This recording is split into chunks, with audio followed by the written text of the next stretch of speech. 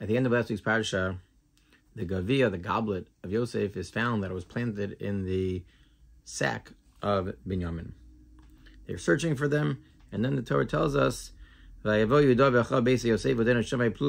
begged for mercy after they discovered that it was in the sack of Binyamin. What are you doing to me? I know everything. Yehuda says, what can we possibly say to our master? How can we possibly justify it? Our God has uncovered our sin. We are going to be slaves to you.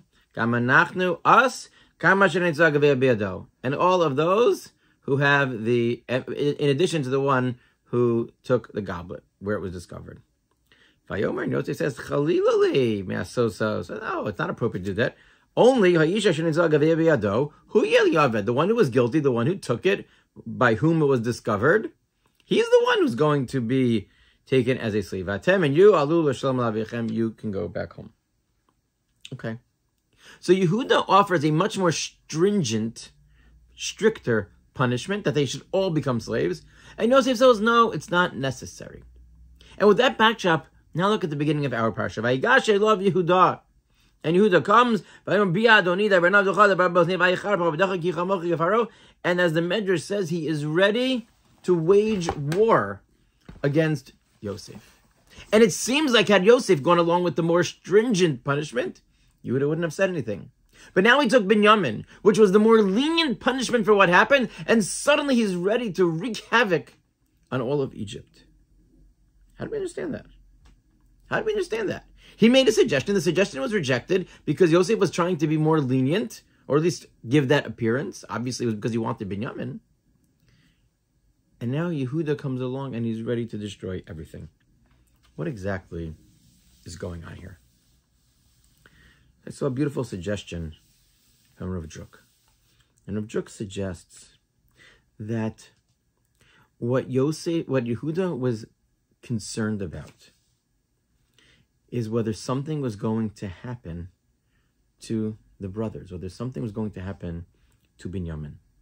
When Yosef said he was going to take Binyamin and everybody else is going to go back, he was concerned that this is a gzeira that could potentially work, and Binyamin will be wiped out, and who knows what's going to happen to my father.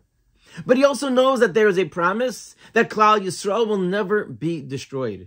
In which case, if all of the Shvatim are taken by Yosef, then Yehuda knows that this can never come to fruition. They'll never be able to wipe us all out. So it's to the advantage of Yehuda and what he believes is the future of Klal Yisrael that nobody should be able to return home. Because once somebody returns home, then maybe everybody else is going to be wiped out. And that is the greatness of what Yehuda said. Yehuda had the emunah, he had the understanding that Klal Yisrael is a unit. When Klal Yisrael stand together, they are stronger and they can never be wiped out. And that was why he suggested the more strict approach. And that's why when Yosef rejected it, Binyamin, he got more nervous.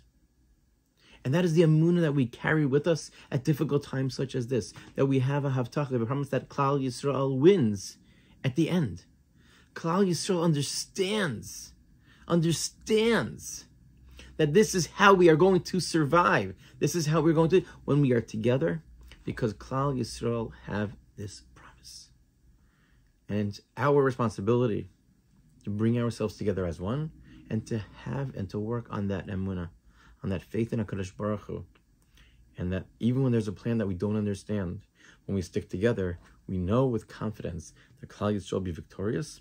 And when we participate in this battle on a spiritual level, on a physical level, in any way that we can, then hopefully we bring about the end of it soon, with all the goals being achieved, and all of those who are taken by our enemies and those who are fighting against them will return shalom, will return whole very, very soon.